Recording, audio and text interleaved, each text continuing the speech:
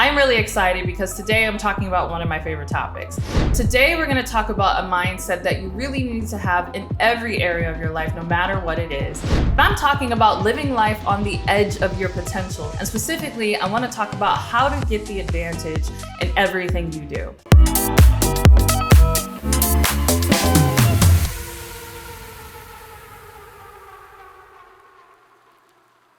Hey, Courtney Sanders here. Welcome back to my podcast. Oh, you thought I was going to say my YouTube channel. No. This is actually my podcast, The Courtney Sanders Show. And I say that for those of you who are listening to this via iTunes, Spotify, or whatever your preferred audio podcast platform is, because I'm also recording this on YouTube. Yes, I am dipping into my Joe Rogan-ness and trying a bit of, publishing video podcasts. So if you're interested to see my crazy facial expressions that I'll probably be making throughout the duration of this podcast, hop on over to my YouTube channel to check it out. But regardless of where you are watching this from or where you are listening from, I'm really excited because today I'm talking about one of my favorite topics. And it's kind of hard for me to say that because I feel like all of my topics are my favorite topics, right? It's like choosing a favorite child.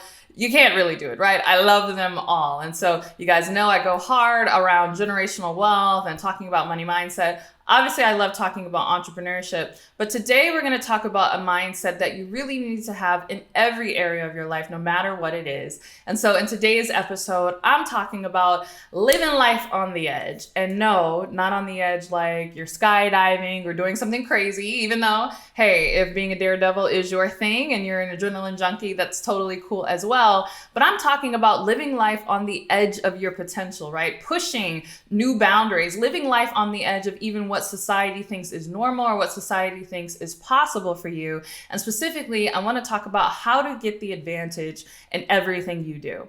And I'm really passionate about this. In fact, I got this idea to do this podcast episode in anticipation of some pushback that I, was thinking I might get for a podcast episode that I did not too long ago. So you can check it out. I can't remember the exact title, but basically I was talking about this routine I've been experimenting with where I've been getting up at 2:30 a.m. in the morning. Yes, I know. Insane. Your girl's been getting up at 2:30 a.m. And I have a whole nother podcast and video where I'll talk about that. So I don't want to go in depth. Do check out that other episode where I talk about my routine. And I actually love it. I prefer it. No, I don't get up at 2:30 a.m. every single day, but I do try to do it at least like 4 days a week, sometimes only 3, depending on what's happening in the evening. But I really love it. I just feel so productive and I just get a lot of things done.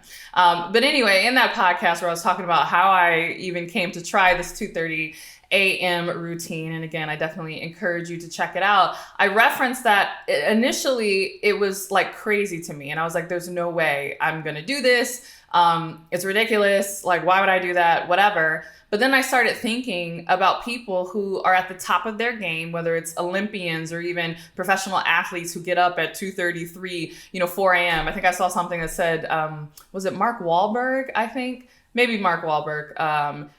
I'll correct me if I'm wrong. There's a few actors where I feel like they all look the same. I know that's terrible. Like Matt Dillon, Mark Wahlberg. Like there's a few of them where I'm like, Ben Affleck, is that you? No, that's Mark Wahlberg. Okay. Anyway, I think it's Mark Wahlberg where he was talking about that he gets up at 2:30 a.m. But I think about pilots, surgeons. I was reading routines of Gayle King, who gets up super early for her morning show and different newscasters and different things. And so, again, I don't want to rehash that episode, but the way things worked out, it just seemed, I came to the realization that it would be advantageous for me to do this at least a few times a week based on how my schedule is working out. And I was resistant to it. But the thing that got me to think about this might not be such a crazy idea after all, is because I had to come to terms with what it is that I'm looking to do. Like, what is it that I'm looking to achieve? And for me, I am looking to push my own boundaries and to push my own potential.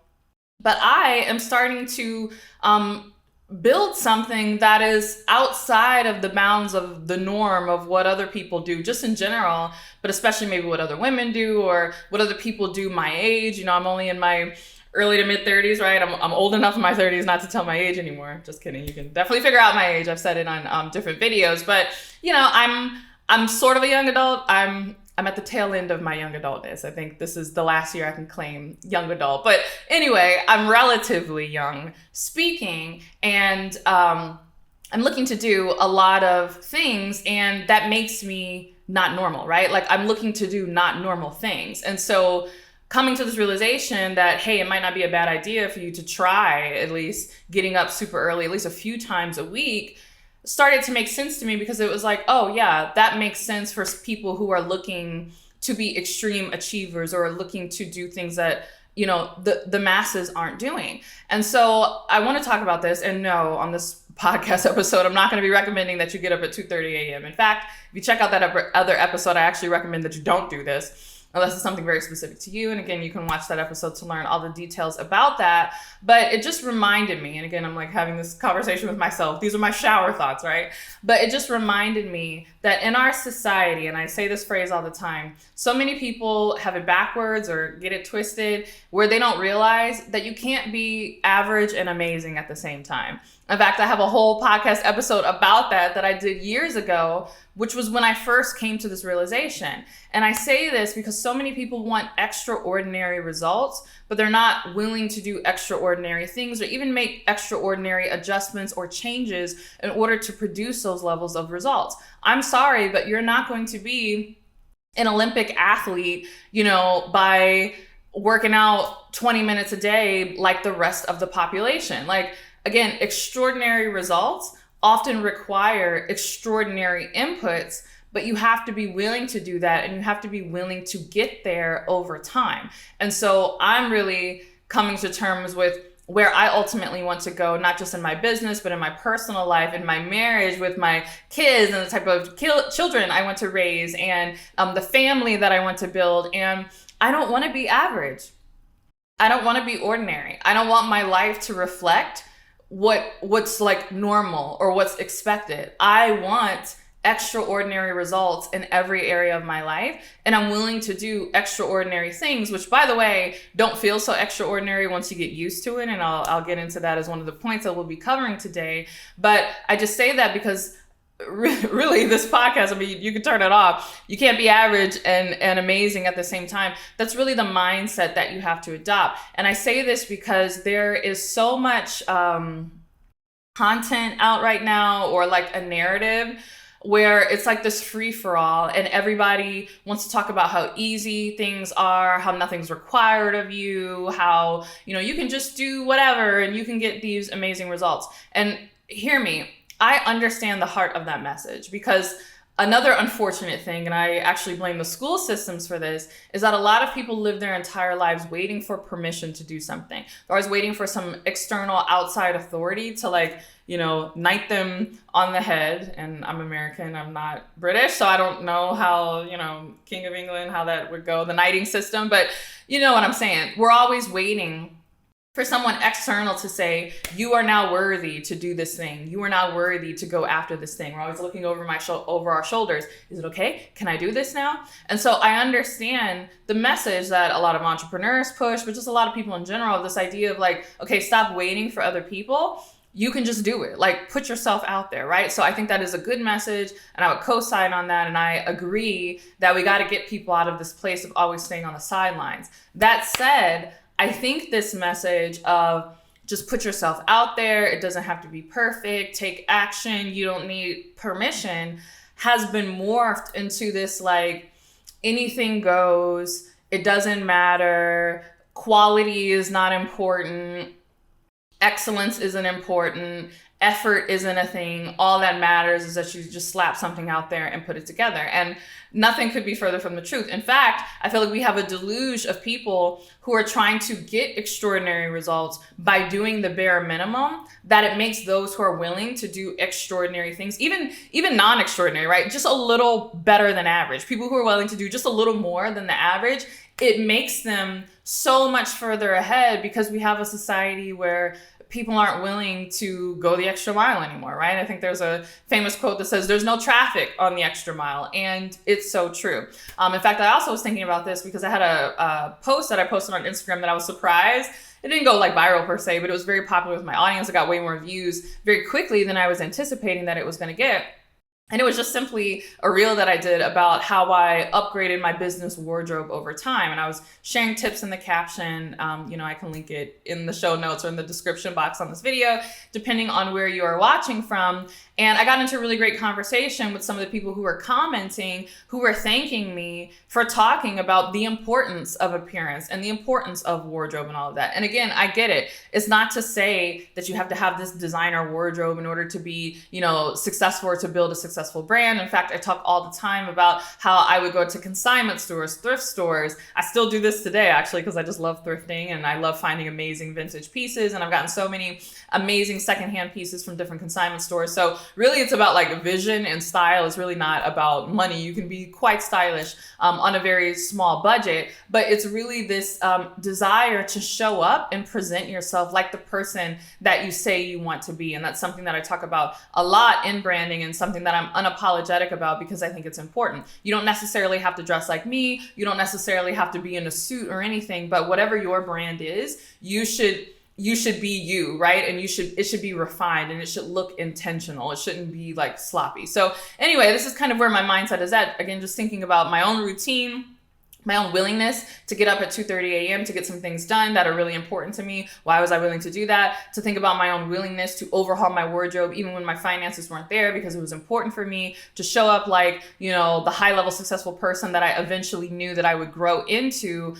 I guess today's episode is like, one, my question is, why is this mindset so rare? Like, this seems obvious to me that you should look to do beyond what others are doing in order to achieve results beyond what others are doing.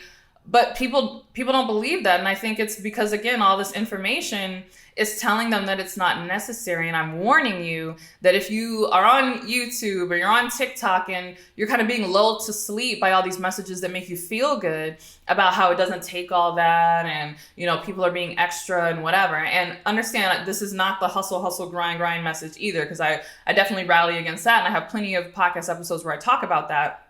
How it's important for me not to do that as a busy wife and mom, because it is important that I focus on self-care and all of these things. So I'm not saying that you need to hustle, but I am saying that you need to be willing to do things that are maybe a bit extraordinary for what you're, whatever it is that you are endeavoring to do. So with that, let me get into some of my points, right? So the first thing I'll say is what seems hard quickly becomes easy if you're consistent.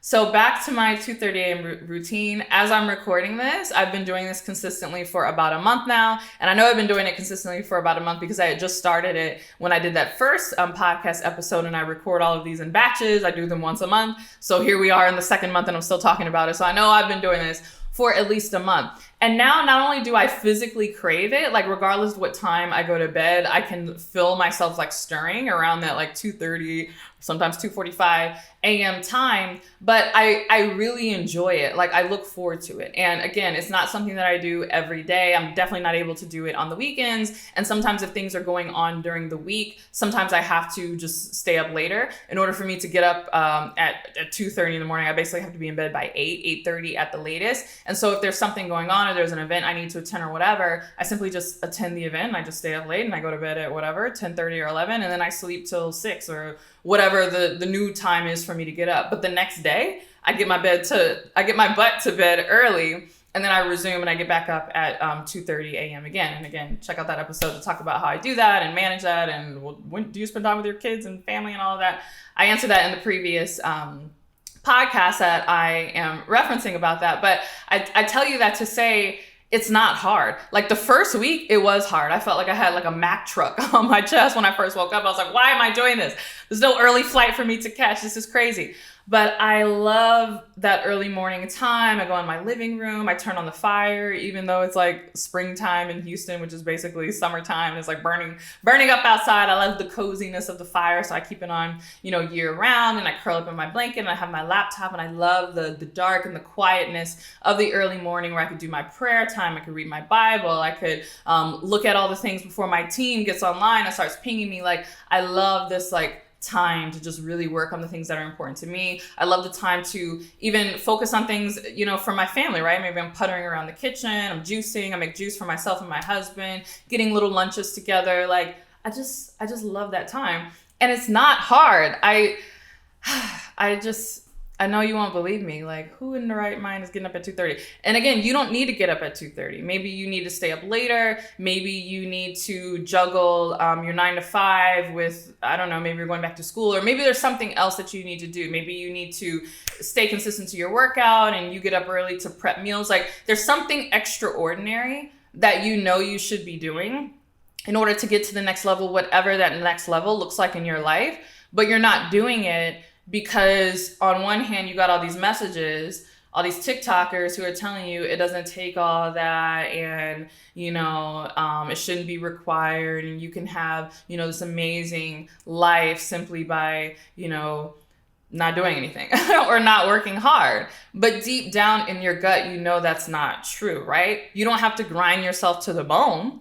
Like I said in my 2:30 a.m. video, I'm still getting 6 to 6.5 hours of sleep, which was the same amount of hours I was getting previously. And I know I'm going to get some people who are like, well, you should be getting 7 or 8 hours. Well, here's the thing. I wasn't getting that either way. When I was going to bed at 10:30 and waking up, at 5:30 a.m., right? Like, I was getting 7 hours or so at that time, or 11, waking up at 5:30. Like, my hours haven't really shifted in terms of the amount of sleep that I'm getting. I've just simply shifted when I'm getting that sleep. So you have to determine for yourself, what is it that is a little rare, that other people might look at you and say is extra, but it's been nagging you for a while because you know that if you just did it, it would make a big difference, but you were trying to rationalize and say, I don't need to do that, yet you are still trying to get this extraordinary result. Be real with yourself, right? I remember when I was working full time and I was building my business, there were times, again, it wasn't every day or even most days, but there were times that I was getting up at 3 and 4 a.m. at that time because I knew I needed those extra hours before work to prep for like a launch or something, because I wasn't going to be able to work on my business while at work or prep social media. To me, it was like, oh, you just do what must be done given the season that you're in and what's going on. And I just did it. I didn't have a lot of like internal dialogue or conversation around it. But I find that now people know it needs to be done, but because of the way they're scared of what it looks like to other people, even though no one even needs to know that you're doing it. Or again, they're internalizing all these messages from people who are selling a dream of you don't have to do anything extraordinary in order to live an extraordinary life. It's just not true. I don't know anyone who is living their dream life and operating at a high level, whether it's the revenue that they want to be making in their business or the amount of money that they're making, whether it's what they're doing, the type of love and happiness and romance that they have in their marriage, whether it's even how they're raising their kids, right? My in-laws, I think about my brother-in-law and my sister-in-law, who are amazing parents. Like anytime I go see them, I'm like, tell me what you did, right? Because their kids, I don't want to say like, oh, your kids turned out flawless, but I'm like, I wouldn't be bad if my kids turned out like their kids. Responsible, high integrity, God-fearing, intelligent, creative, amazing kids who are like, they were like the role model kids that like other parents would like try to push their kids off on my in-laws' kids because they were just raised so well. And so there were things that they did that was quote unquote extra, whether it's how they handled family dinners or even family vacations and reinforcing values and different things, maybe that the mainstream or just like your average family doesn't do because it doesn't take all that and like whatever. But they were very meticulous about going the extra mile. And oftentimes the extra mile isn't even always the extra mile. Sometimes it's just the extra foot or the extra inch, or for my metric people, sometimes it's just the extra meter, right? The extra centimeter. Are you willing to go the extra millimeter? Sometimes it's just a bit beyond what other people are willing to do. But again, you want results that other people don't have. If you look around and you're like, ooh, kids today is turning out crazy. Or you look around and you're like, ooh, people's marriages aren't making it. Or you look around and you're like, whoa, people ain't got no money, or they can't retire, or there's all this like whatever. People are unhealthy. People are coming down with all these diseases. If you look around and you're like seeing results that you don't want for yourself, yet you're not willing to do anything beyond what the people who are getting the results that you don't want are doing, you're delusional, like for lack of a better word.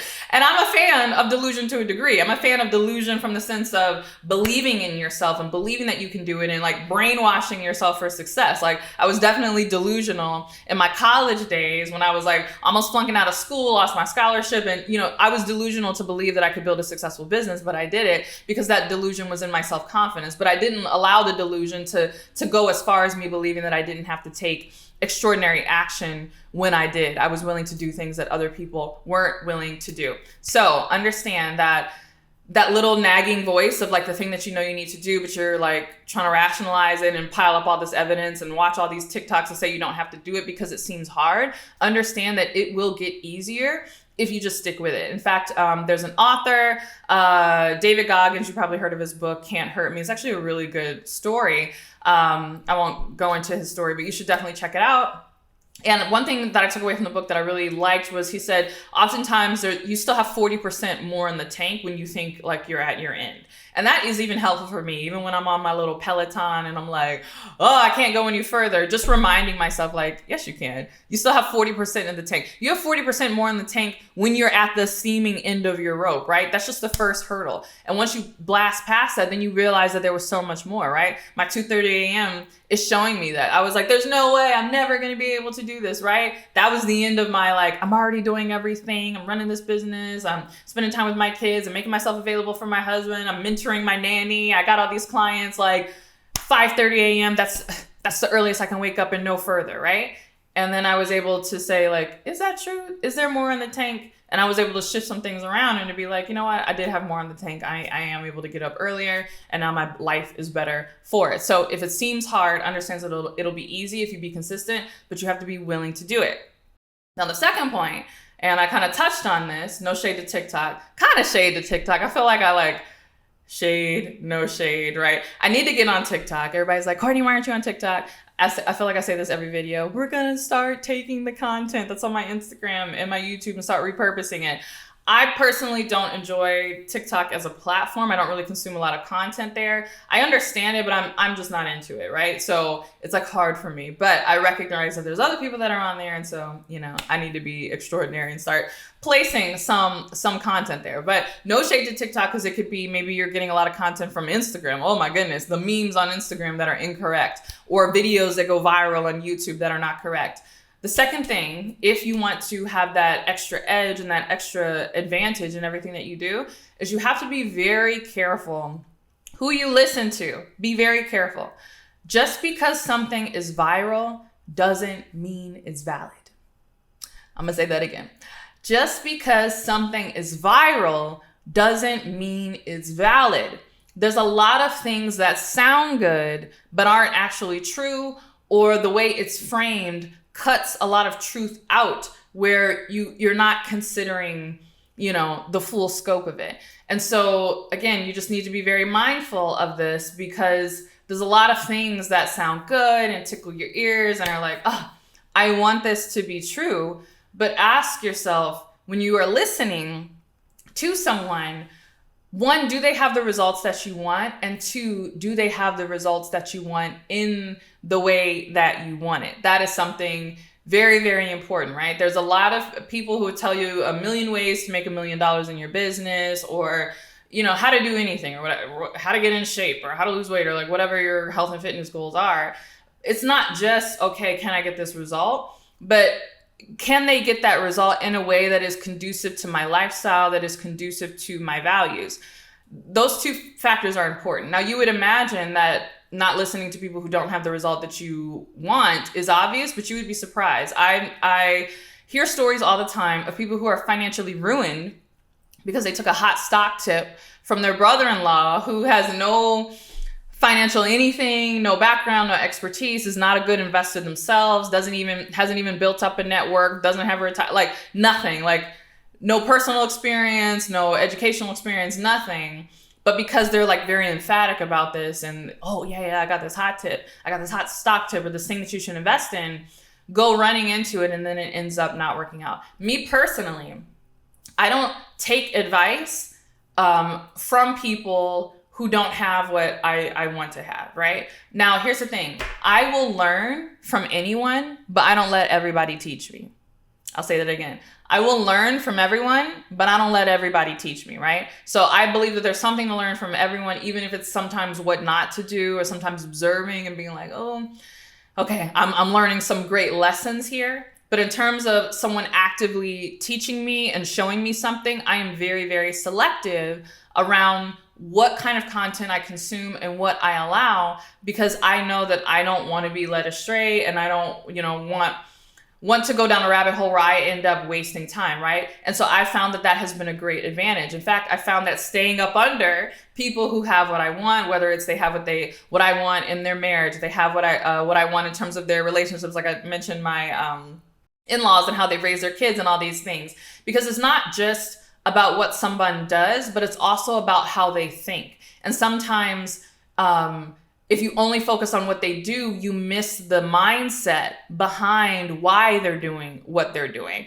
And that's why it's also dangerous to take advice from people who don't have what you want in the way that you want it, because you're so focused on what they're saying to do that you don't realize that you're picking up a mindset that's not actually conducive to what you want in your life as well. So you got to be very careful about who you listen to. Even for me personally, I don't follow anyone on Instagram. I used to. I stopped because I was getting a lot of spammers who were like following the people that I was following and my followers and like scamming people. So I will never sell you Bitcoin or anything. I only have one account on Instagram. Thankfully, I am now verified. So if there's no check by my name, then it's not me. But I originally had stopped following everybody because I was like, that's the way to discern who's the real Courtney Sanders on Instagram, right? If you're following people, or this Courtney Sanders is following people, that ain't the right account, right? Because the real account doesn't follow anyone. But even after I got my check, I was still like, you know what? I'm enjoying this not following people, because one, I'm using Instagram more intentionally now. So my friends and, people in my real life that I want to check on, I simply just type their name in the search bar and I see what's going on in their life, and I like their photos, and, I participate that way. But I'm not at the mercy of like the algorithm and just like whatever it wants to serve me that day. I'm very intentional about the content that I consume. But in addition to that, I find that I read a lot of self-help books less. Now, there are some amazing self-help books, self-help books have changed my life. I have quite a few favorites, but I'm finding now my reading, I'm gravitating more towards biographies. Biographies are like my favorite thing in the world. What I do now is I find someone who has what I want in the way that I want it, right? Who embodies some characteristic that I am trying to develop in myself. And then I just simply read a biography or an autobiography of them. And I like doing that because no, you don't get a package like how to do XYZ the way you would with a standard self-help book, but those like steps and those how to emerge for yourself as you are listening to this person's story or reading about their story. Like, you're coming up with your own steps and your own to-dos, and you're gleaning your own insights. And so I find that not only do they stick more, because you're not like trying to remember, this book said I need to do this, but you're remembering the story of like how someone handled that, and you can adopt that mindset. You can put it on when you find yourself in that same situation. But even as you go through it and you learn for yourself, and this person, whether you know them or not, becomes kind of a mentor, as you start to teach others about the things that you've learned, it's more resonant and it's more unique to your own personal experience, because it's not just, I followed the steps in this book. It's, I studied this person almost as a mentor from afar. I adopted their mindset and their methodologies. I saw how it turned out for me. And so now I have my own unique wisdom based on the things that I have gone through in following that person's footsteps. And now I have something very unique to give to you. And so I don't want to go down a rabbit hole in terms of coaching, but that's one of my biggest pet peeves, when people think that it's just like all coaching is about just simply getting a certification and being able to help someone achieve a goal. It's so much more than that. Like, do you have personal experience in that area? Because there's some learning and some understanding that literally can only come from going through the experience yourself. Like, there's some knowledge that literally is not available to you until you go through that experience yourself. So I like to get that from people who have gone through it by way of biographies and autobiographies, but then I like to adapt what they've done to my own situation and get that for myself. So I'm a big believer in paying attention to who you're listening to and being very judicious with that, right? You can learn from everybody, but don't let everybody teach you. And speaking of learning from everyone, but not letting everyone teach you, one of the greatest ways that I have found to get an advantage in everything that I do is really master the art of self-education. So I'm a believer in formal education. I have both an undergrad and a master's degree. I'm currently going through my own coaching certification. I've talked about that in previous videos. You can check them out somewhere on the screen or in the description box. I'm currently having my program certified. And so as a part of the process of getting my program certified, I have to get certified myself. So lots of, formal education that I've gone through. But even through my formal education, I would believe that all of my education ultimately was self-education, because even as I went through those programs, it was up to me to glean the information and essentially teach myself what was being taught to me, right? Someone can teach you something, but that doesn't mean that you receive it. And so you have to get really good at self-education. And so self-education, for me, again, looks like a lot of the process that I talked about previously, reading those biographies, reading those autobiographies, but having the ability to just be an insightful person and to gain insight and to apply it to your own life. And so again, we talk about being above average. You can't be average and amazing, being extraordinary. I am amazed at how many people will keep going through the same things over and over again, or keep making the same mistakes, or allow themselves to stay in the same situation because they are not practicing self-education. They are not looking at their life, looking at the lessons, gleaning the insight from that, and saying, what changes do I need to make based on the feedback that my own life is giving me, and taking action to do those things. There are so many people who stay in the proverbial wilderness for 40 years, right?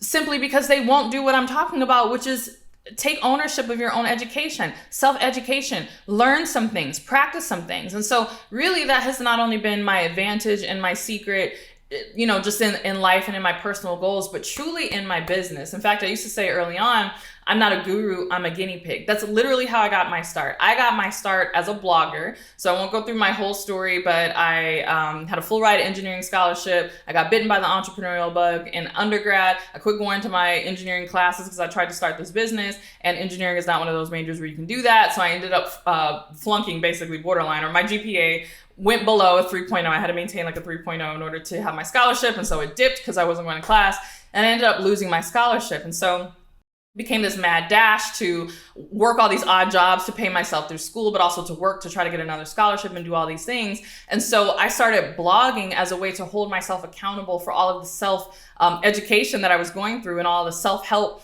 books that I was reading and different things that I was applying to myself, because I realized that my issue wasn't just that I was trying to start this business or that I didn't go to class, but that I lacked self-discipline, and that I didn't really have the character to see a lot of the goals that I had for myself through. You've heard that phrase, don't let your talent take you places that your character can't keep you. That was my situation at that time. I was used to picking up things quickly and being a bright student, and I don't have to study because I'm smart. I could just figure it out the night before the class. So that had become my pattern. And then I got to college, which was more like the big leagues, and realized that that wasn't going to continue. And so I realized that there were a lot of kind of self-improvement, soft skill things that I needed to master. And so I started blogging, not to start a business or become a coach or anything, but really just to get some accountability, because it took me 6 years to finish my undergrad, because I lost my scholarship and then changed my major and lost all my credits. And so my friends who graduated on time left and graduated and got these amazing jobs and moved to different cities. And I was still, stuck on campus. And so I didn't have anyone to talk about my journey with. And so I started blogging just to try to get some accountability from strangers